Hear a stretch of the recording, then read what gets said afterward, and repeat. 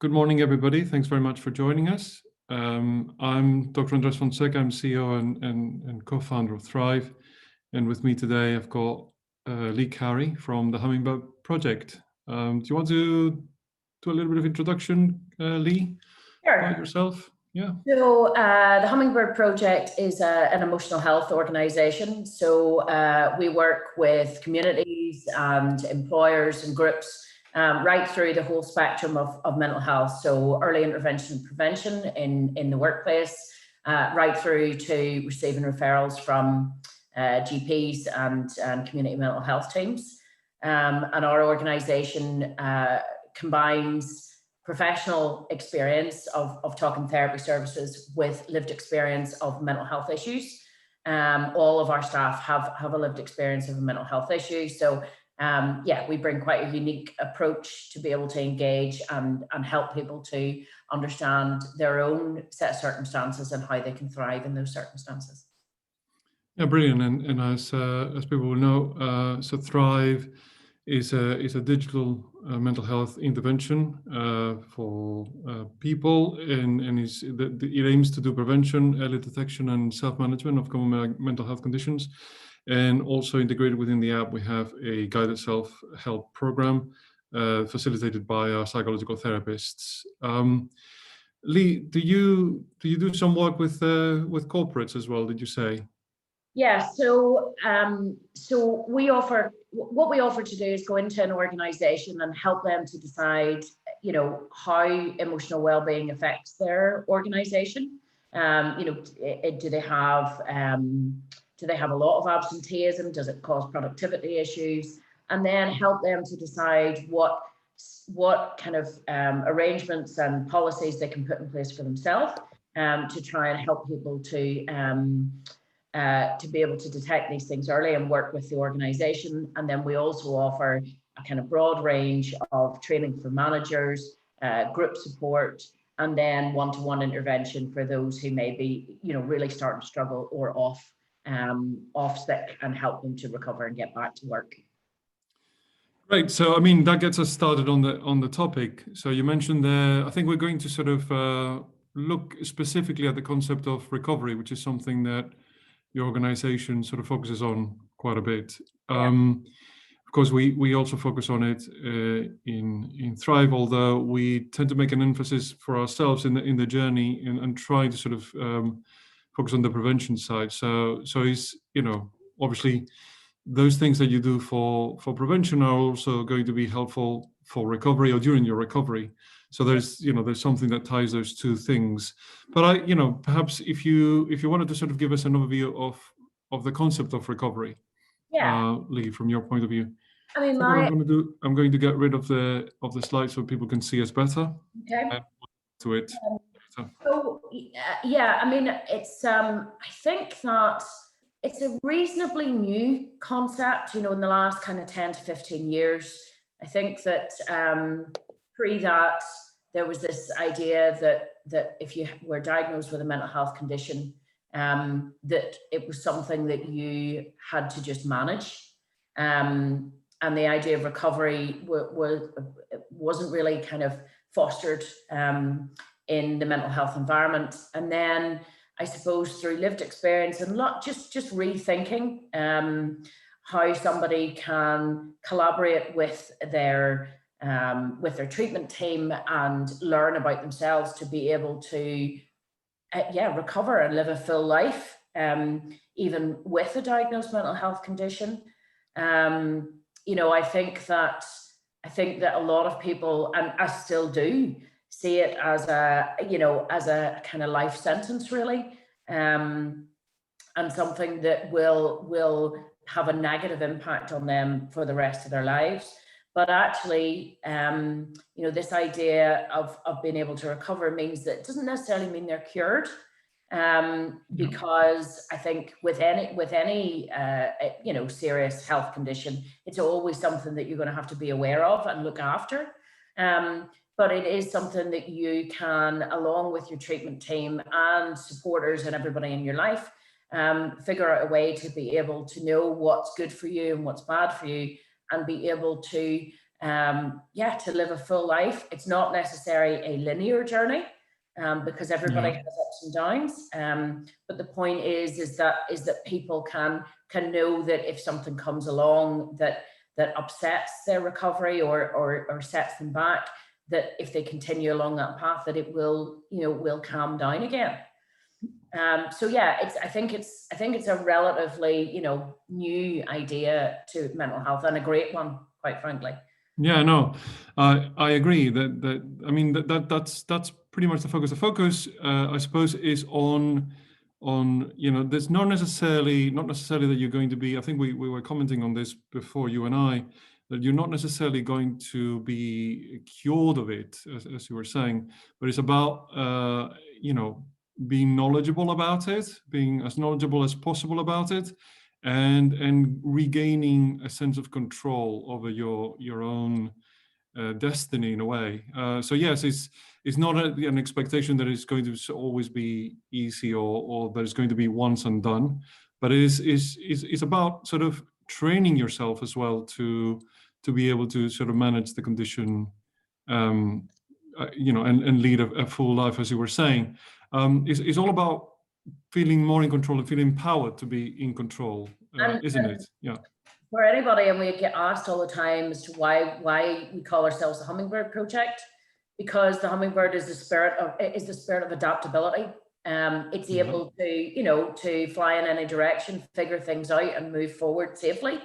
And that's what recovery is all about. It's definitely not a one size fits all, because it can't be, because everybody's circumstances are different.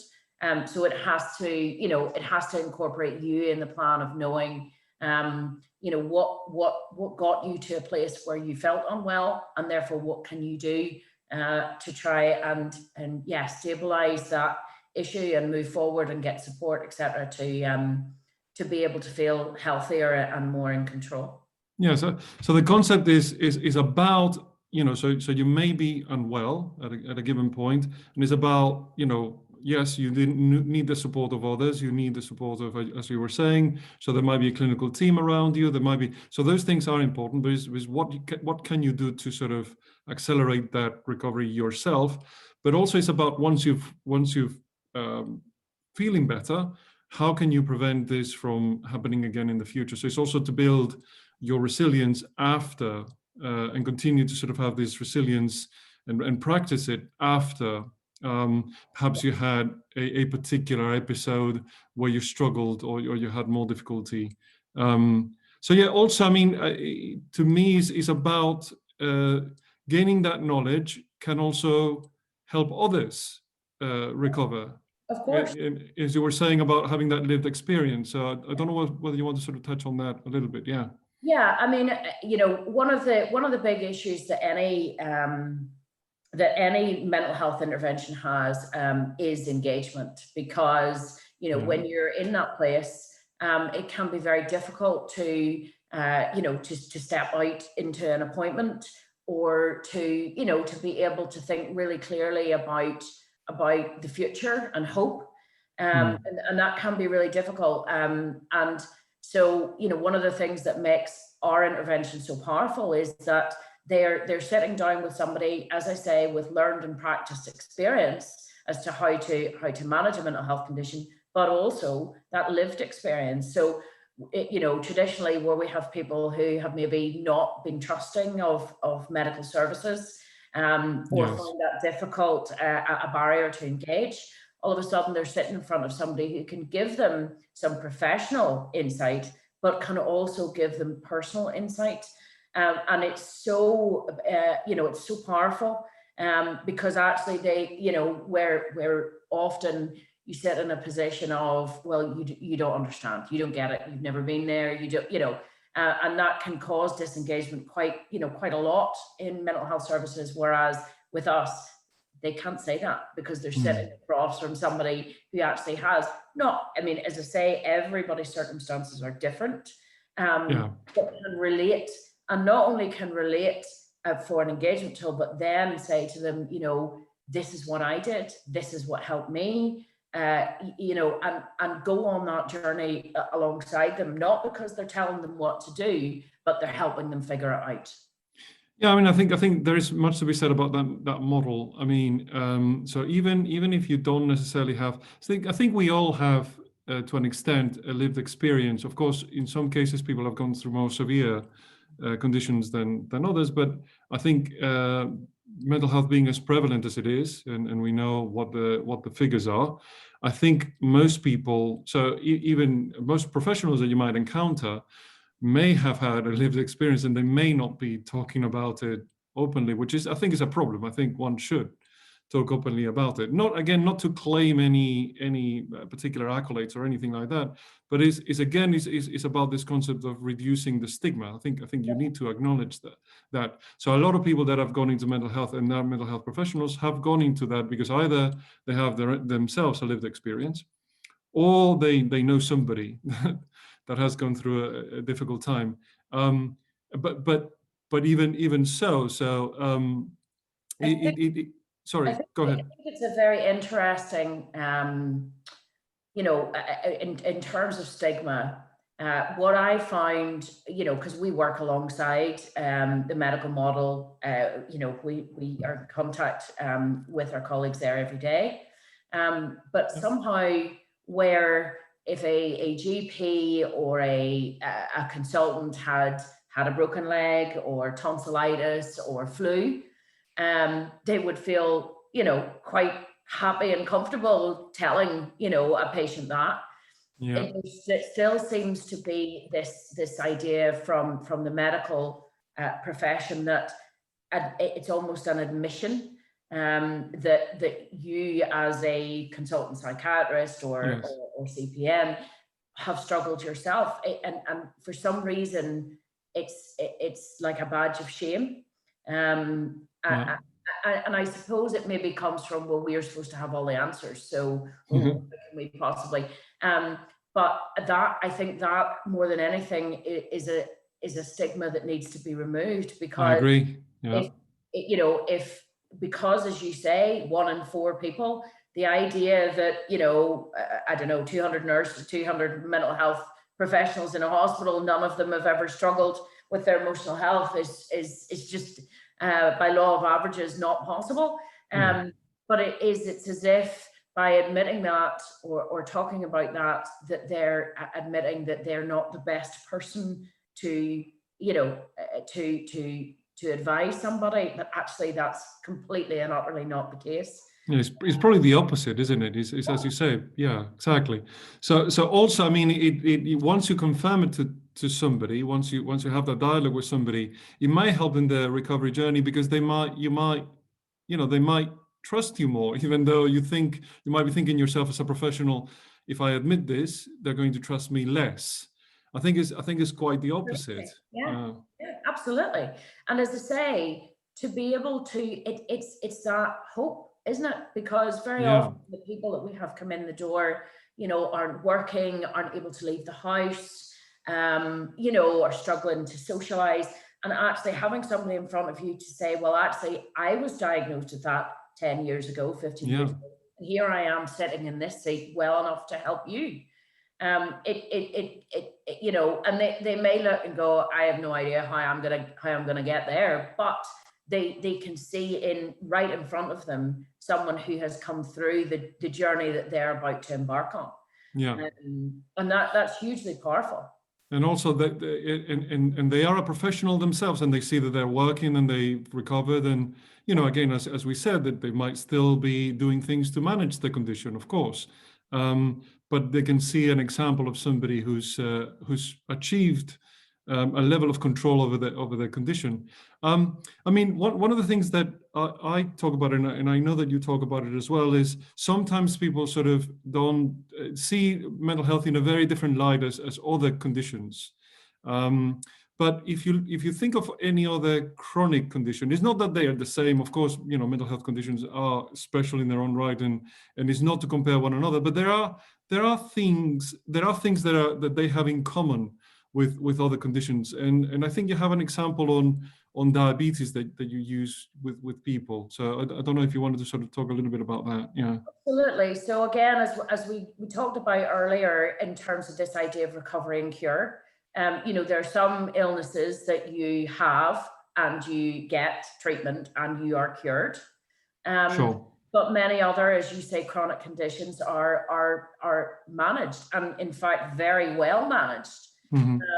So if you take the example of diabetes, you may find out that you have diabetes because of a crisis, because all of a sudden it's suddenly sky high. Your blood sugars are sky high, and they have to be managed. And yes, it's something that people really have to get their heads around. They may have to change their diet completely, but they have somebody alongside them, a diabetic nurse, a consultant maybe in the beginning, but then a diabetic nurse to manage that. And they learn to know, well, if I eat this, I'm going to have to do a bit less of this tomorrow, or, and work out what's a healthy balance for them. How can they do the things they want to do, but also not put themselves at risk in terms of their health? And as I say, yes, having having a diabetic nurse walk alongside you in that journey is very helpful. But that's essentially recovery. If you work out what works for you and stick to it, then yes, you have diabetes, and if you didn't do what you were doing, you would be have issues. But actually, if you learn about yourself and learn about how the illness impacts you and what you can do about it, then actually you live a full, healthy, happy life. Yes, and I think it's the same with many others. Like, for example, heart disease might follow a similar pattern. Yeah. You may have an incident, you may have something that may require an operation, but after that you have to do some rehabilitation. You have to sort of perhaps do some exercise, perhaps do some various things to get yourself up to the level that you were before having the heart condition. And after that, you need to sort of take into account that you've had this, and you live your life accordingly. And you need to know, I think an important point that you were making is that you need to be well informed about your condition. And whereas we see this frequently, people sort of, for example, people with diabetes, people with asthma, people with a heart condition, they then tend to get very knowledgeable about their condition. In mental health, sometimes we don't see this phenomenon. There's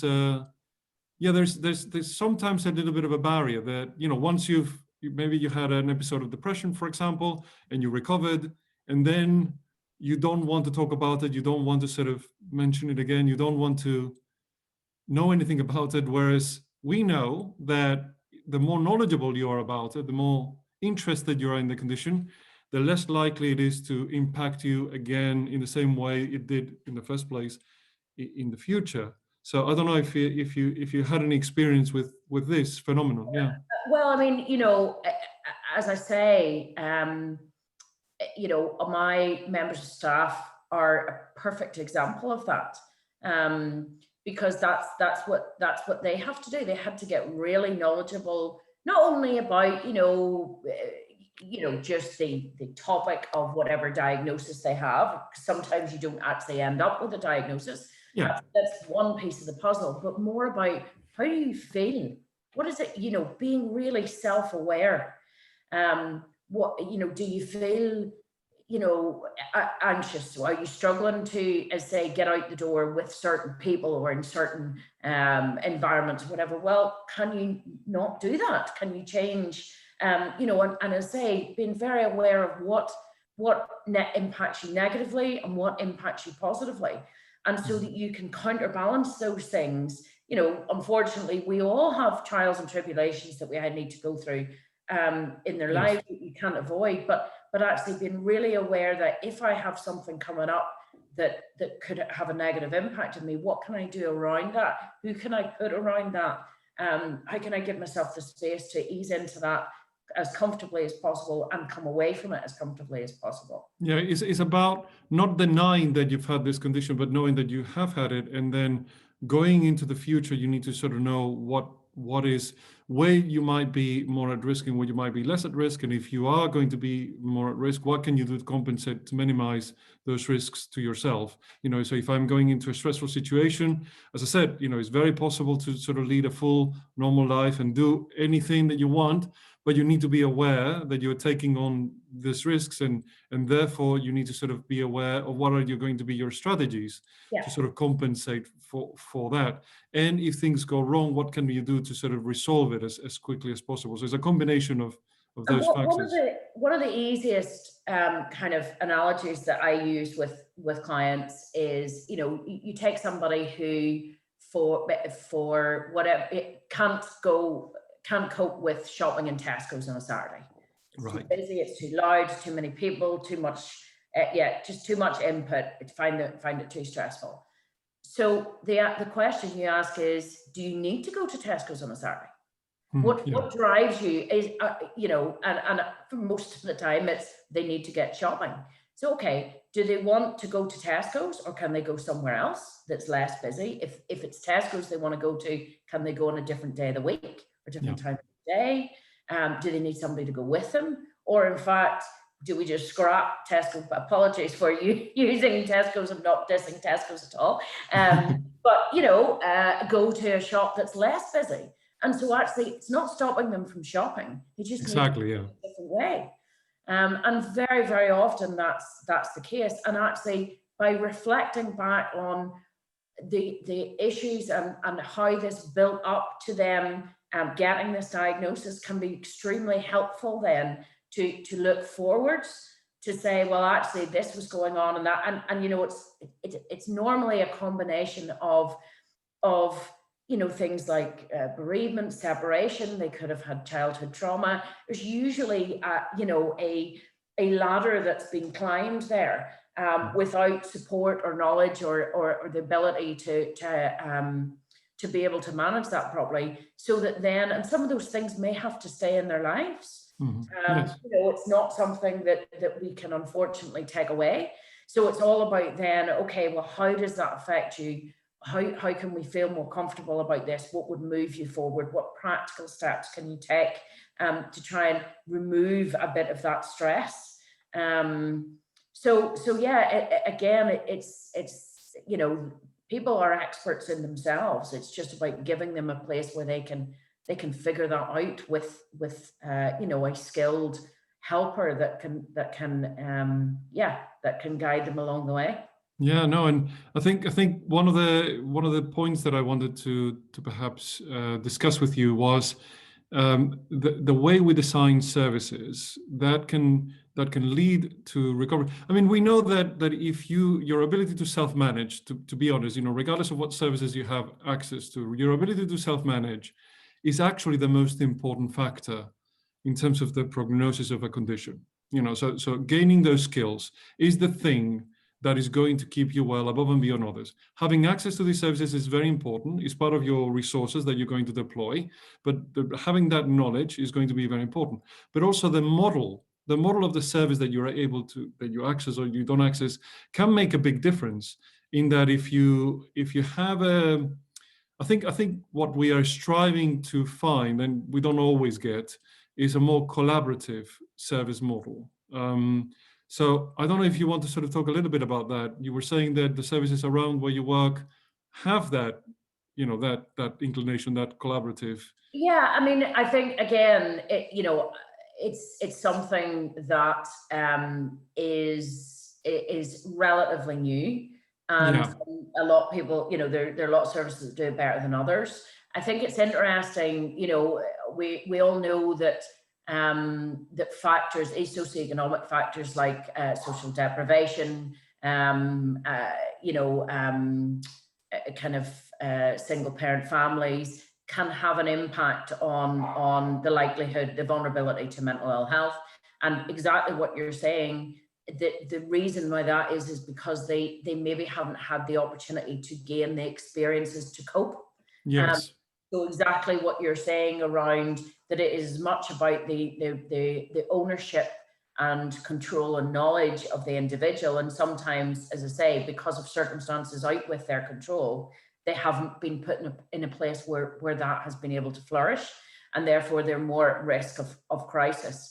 In terms of collaborating with, I think again, it totally depends on where you live in the country. Unfortunately, yes, yeah.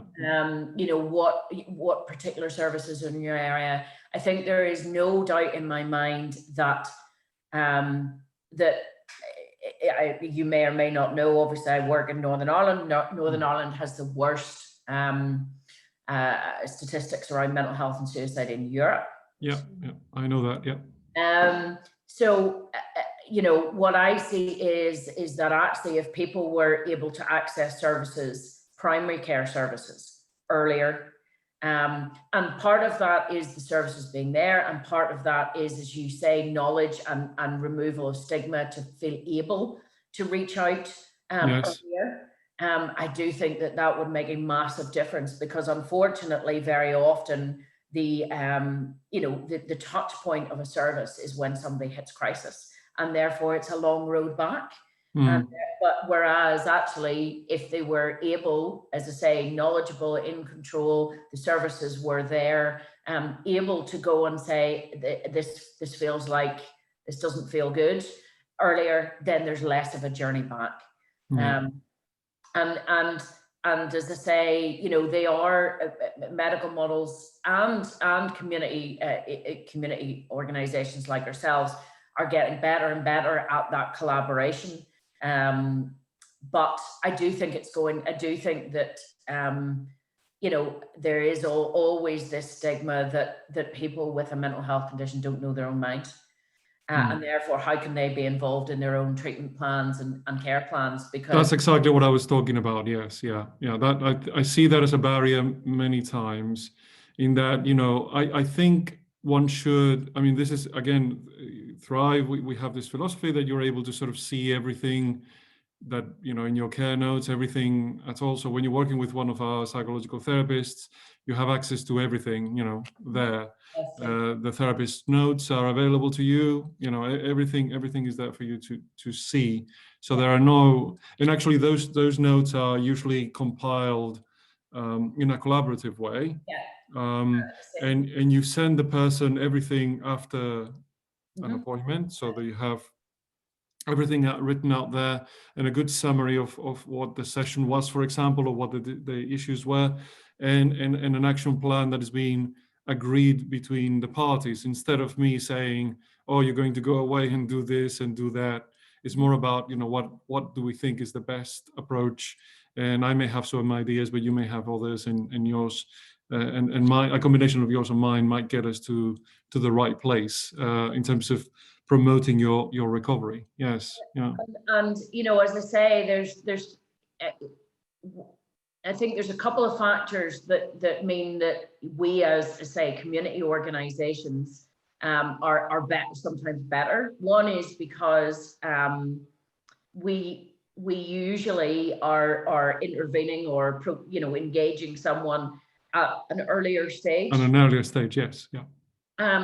But it's that there is a chicken and egg situation there, because actually, because medical services are under so much pressure, people need to be more unwell to access to them, reach, and less well to be discharged, if you're with me. So as they are going along that spectrum, if they're engaging with medical services only at a point where they're severely unwell, then the assumption will be, and in circumstances they're right, that person isn't fit enough, isn't well enough to collaborate in that care plan, and therefore that ownership is taken out of their hands, which then leads to them feeling not in control and unempowered. But then, and so it just goes round and round and round, exactly. Yeah, that's a very good way of describing it. Yeah. Whereas again, if there were services, where people were, at the moment, because of COVID, there, are the likes of psychological services and whatnot to actually start sessions. You're looking at 9 months, a year. Yeah, that's right. And if somebody isn't able or doesn't have help to manage that before they get in there, they could end up really, really unwell by the time they hit that service. And therefore, it's that bigger journey. It's that they're less able to collaborate and have ownership and control, and therefore it feels more like a doing on to, yes, rather than not just because of the fact that they are so unwell by the time they've hit it. That Yeah, and they haven't been able, because they haven't been able to engage any earlier. They haven't been able to sort of say in advance, for example, what they would and would not like, which is so important, isn't it? So yes, that's a big problem. You need to be at a point where you are actually quite seriously unwell before you access these services. So in a way, I mean, I think your work, our work, is more about sort of getting there as early as possible and try to sort of tease these things out so that we can, hopefully prevent anything serious like that ever from happening. But if it did happen, at least you would have better understanding, better control, and perhaps you would have said what you want and what you don't want, in advance, which is actually so important.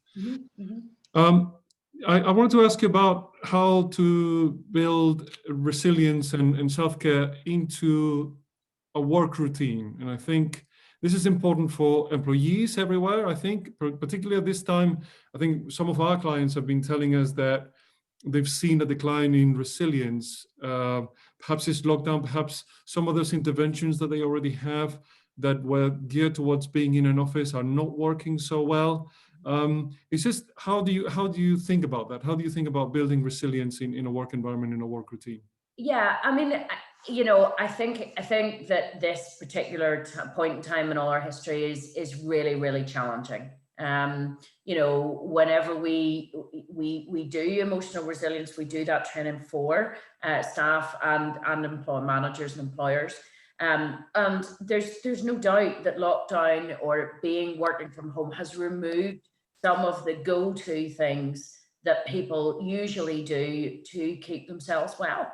And I don't think I don't think we should be afraid of saying that. At the moment, it is really tough because people are being asked to stay within the same four walls, obviously beforehand with their children. They're not seeing their friends, all of those things that are go-tos to keep yourself well. And so it is about trying to again revisit those things and say, well, what can I do in my house, or what can an employer do digitally? And thank goodness for Zoom. Yes. But it is about, we can't, unfortunately, if this had been for a month or 2 months, we might have been able to just kind of grin and bear it and come out the other side, but it's not, and it's unlikely. No, it's not. Yeah, it's unlikely to be back to the kind of normal that we knew for any time soon. So it is about thinking of new ways and stripping it back to the kind of, so if you think about, I used to enjoy and work going to the canteen at lunchtime to catch up with my colleagues that don't work beside me. It's about, well, how can you do that from your home? Because you can, it's just a different way. Yeah. In terms of our workplace and the Hummingbird Project, because, as I say, the expertise that our staff are bringing in is that lived experience, self-care, and early warning signs are absolutely vital to the productivity and the success of our team. Yeah. And we created together what we call our wellness wall. Which let me show a picture of that, Leigh. Yeah. So you can. I think I've got a picture of that. Yeah. I think it's very cool. Let's take a look at it. Yeah. There you go. Yeah. Just talk us through it. Yeah. So there's, I mean, you can do a virtual version of this for these time, isn't it? Of course. Yeah. And so this was, as I say, we sat everybody down and said, and you can see, which is interesting, that some of them actually contradict each other in some ways. Yes. Yeah. But that's all right. That's all right. That's what I was going to say. That's fine. Yeah. Because it's also about the kind of shared ownership and responsibility for the team. We are a bit of a family in there. We are well aware of each other's strengths and barriers. We know when somebody is starting to struggle, and we're empowered, thank goodness, to be able to say, come on, let's go and have a coffee, there's something going on here. And there's no issue around that, because actually we know that if that person is given a wee bit of space or a wee bit of help, whatever it is they need, that they're going to come back stronger and better, more productive, get more work done, and thrive in the team. So it's not about, oh goodness, such and such is, having a bad day again. It's about, right, well, how can we turn that back around, or how do we give that person the space to be able to have that and come back strong?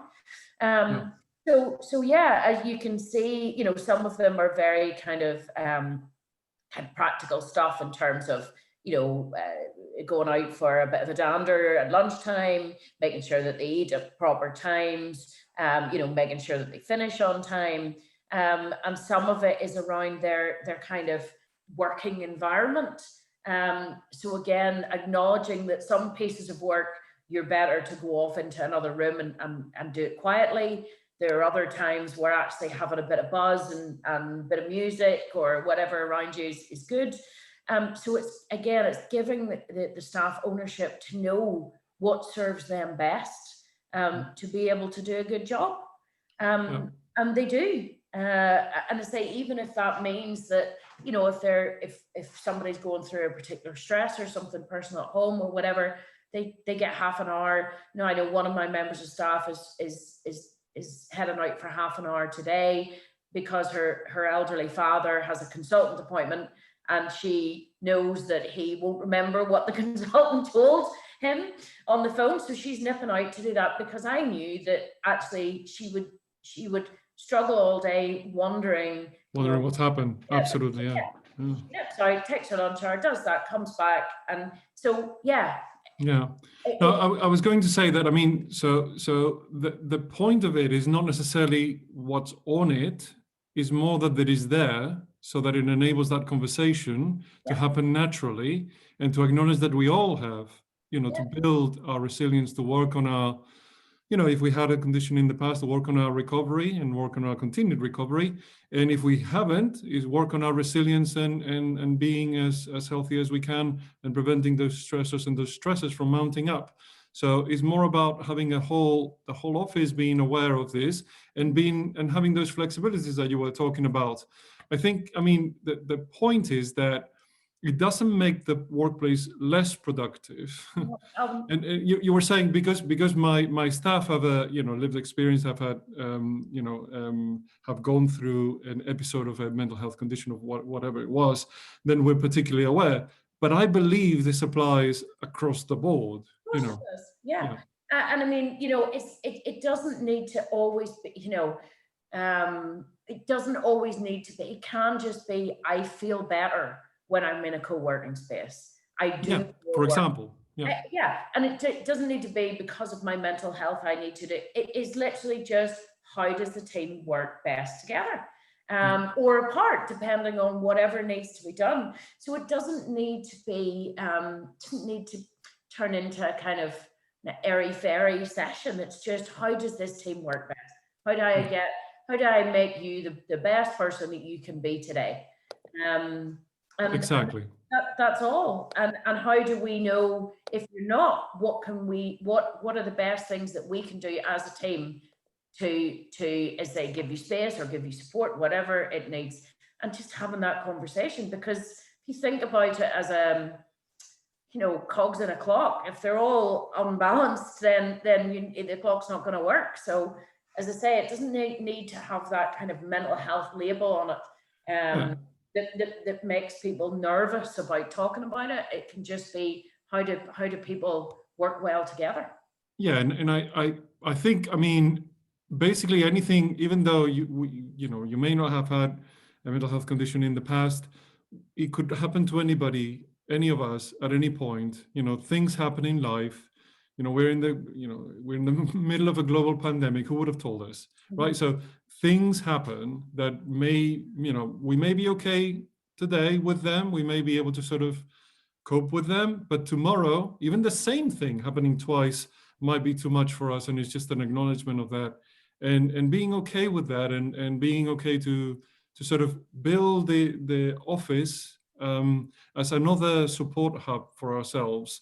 Because again, it's going to make it more productive, not less.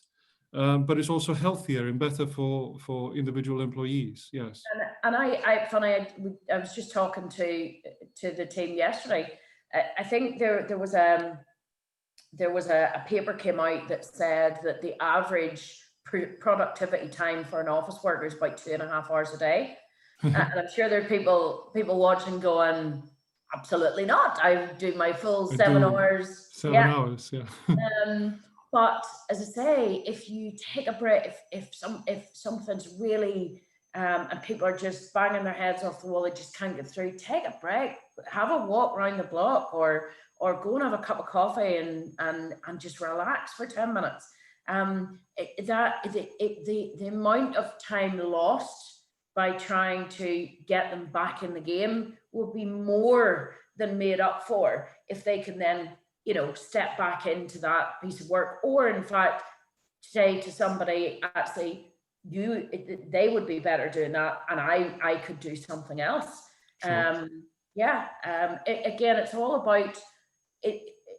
All of these things, we do a lot of kind of scribbling and writing whenever we're doing our sessions, and it's about those kind of brick walls, and whether it's in a workplace, or whether it's a stressor in your life, or you hit a wall, and it's a case of just kind of stepping back and going, right, how do I get over this, or under it, or around it, or whatever, to be able to move on. Okay, I think what might be useful is could you give us an example of how you might be working with a company to sort of do some of these things, or get them to adopt some of these behaviors? Sure. Do you have like a case study, some example that you could tell us about? Yeah, so as I say, we do different levels of intervention, depending on the needs of the business. So again, it depends on how big of an issue this is, and depending on the different kind of style of workplace, whether it be we've worked with manufacturers, we've worked with kind of office environment staff. We've done a lot of work with the third sector organizations who it's particularly difficult for, because they are very often seeing people in crisis and in difficulty, and so you can get that kind of care fatigue. So what we tend to do with all staff is to go in and do group resilience training with them. So again, like we were talking about, with the way everybody creates their own wellness wall for themselves. Mm-hmm. Yeah. Then we also do we have an iceberg to kind of symbolize what people are seeing, what's going on underneath, and we engage those in really interactive sessions to be able to work out for themselves personally, but also in teams. Let's recognize and acknowledge that at certain times of the year, or certain things that are going on, that we can feel under real pressure. It can even be holiday season, where people are under more pressure because there's less staff around, and again, empowering them to do something about that. What can they, because we don't have the answer, we don't know how that office works. They know how that office works. They know how their family support unit works, so they have the answer. All our job is to share our experience and give them some tools, techniques, very similar to some of the stuff that you do on a one-to-one basis. Yes. We also then provide accredited training for people managers. So again, one of the things that we found whenever we spoke to employers was that this awkward conversation, where it's clear to somebody who's sitting out in the office that they are struggling because of an issue that they have. They know that the manager knows that that's the case, and the manager's sitting in there really not wanting to tell anybody off or but make anything worse, but they just don't know how to have that early conversation. Yeah. So again, giving the managers the vocabulary, again, looking at things like policies, reasonable adjustments, things like that they have in their toolbox from the organization, to be able to, if they need to know what they can and can't do for that person, if they do need some kind of flexible working arrangement. So again, working in tandem with HR to say, you know, you've got to empower those managers to know what they can do, when, feel comfortable. And as I say again about the staff member, you know, if a staff member is is diagnosed with diabetes, for example, they can go into their manager and say, okay, I've just been diagnosed with diabetes. The manager says, what does that mean? Well, it means that I have to, take regular breaks and make sure I get my lunch and et cetera, et cetera. Our job is to empower both the manager to be able to ask the question, but the member of staff to be able to come in and say, you know, I've been struggling, whether it's been given a diagnosis of depression or I've been struggling to sleep, something like that. And that dialogue, that back and forward can happen. You don't want that person to come in and say, and then they don't have anything to say about it. The manager doesn't have anything to say about it, and nobody gets anywhere. But if they can have that collaborative conversation about, this is how it affects me, this is what I've done, this is what I'm going to do, then the manager can support that and get involved in that, in making sure that person can do their best job and work. Yeah, I mean, I think that's a good example because, people say, oh, I don't know anything about mental health, but, the average manager doesn't know anything about diabetes or asthma, and they don't see that as daunting. So all you need to do is ask the person, what sort of adaptations do we need to put in place and act on it. So sometimes we complicate things in our head more than they need to be. And we think that this is very strange and different, whereas some things are, are very unique to mental health problems, but some things are very similar to, as we said, other chronic health conditions. I think we're going to open it up to see if we have some questions from the audience. Sure. If anybody sort of wants to ask us, there's a Q&A function at the bottom that people sort of can use, and yeah, I think we'll put up some of our information up there. If I can work this thing, there we go. But yeah, so if anybody wants to ask any questions, there's a Q&A or a chat function, and if not, anybody, any of you has any questions for any of us about what we've been talking about recovery, mental health in the workplace, how to create an environment at work that is conducive to both recovery and also prevention, anything like that anybody wants to talk about?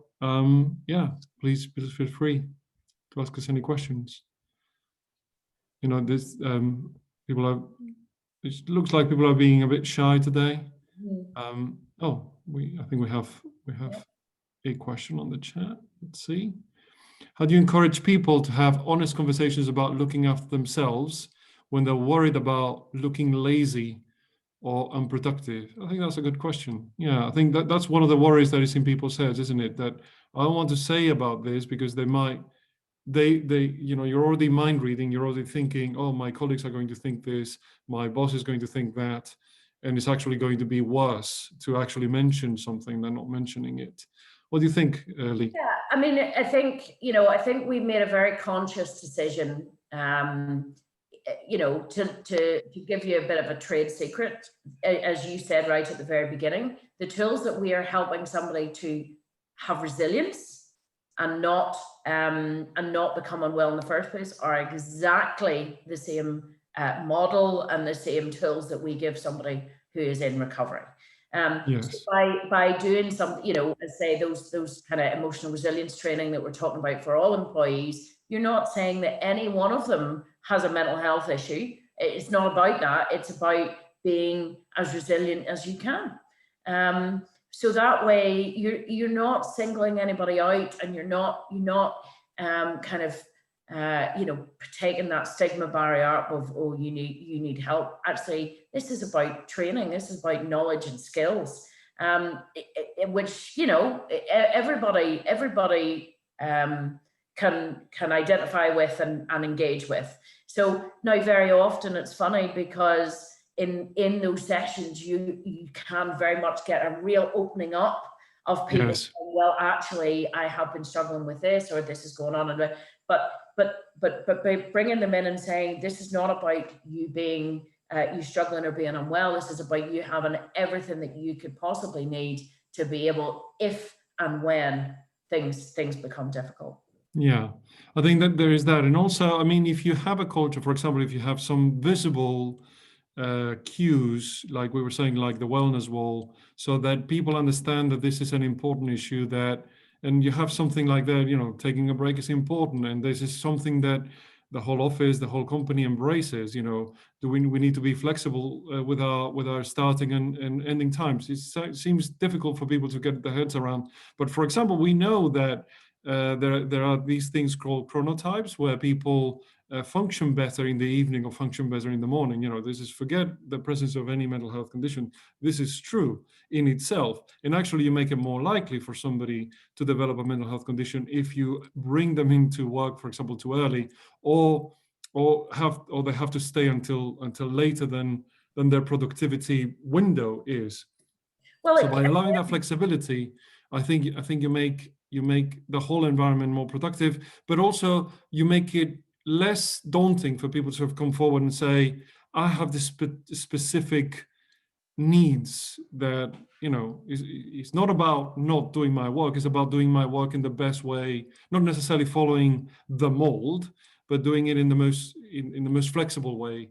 And everybody kind of understands that, because we're all different and we have different needs. It's about that company culture. And I think that also it gives the employees an ownership. So if they've created a wellness wall, you know, that isn't asking for anything that is, you know, like ours, that's completely within their, you know, finishing work at 5 o'clock or getting a designated lunch break, those things are in their contract. So they are entitled to them. But actually, if they're in a work environment where those things don't happen and they're not getting time for lunch and they're not, it's a very easy fix to be able to say to a manager, well, if we're not doing as well as we should do, this is why. There you go. You know, and so it allows you to have that ownership to say, we've recognized that this is the best way that we work. And if that's not happening because of changes in a work environment or whatever, then that is likely to lead to us not doing as well in work. Yeah. How do you persuade a member of staff to share issues if they're worried about the perception of them in the future, promotion, etc.?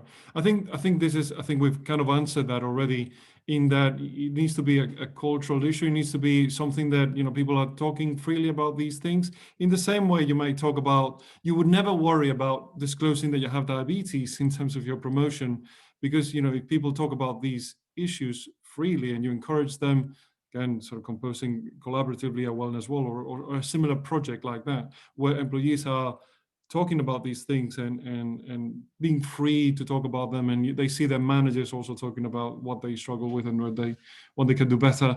I think it enables people to sort of not worry about how they're going to be perceived. And I think, you know, I think we would be wrong to say that we don't recognize that there are some workplaces that have a long way to go.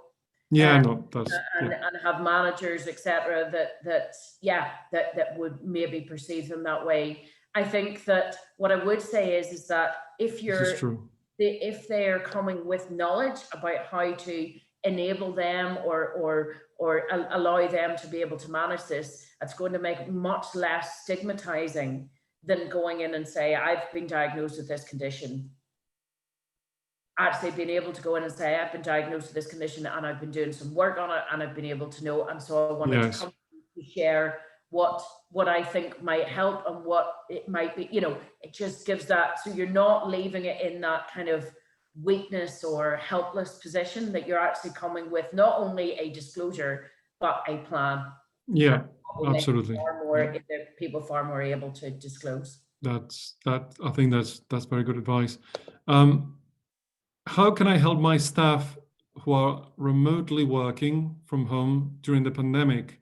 I think we've all struggled with this a bit during this time.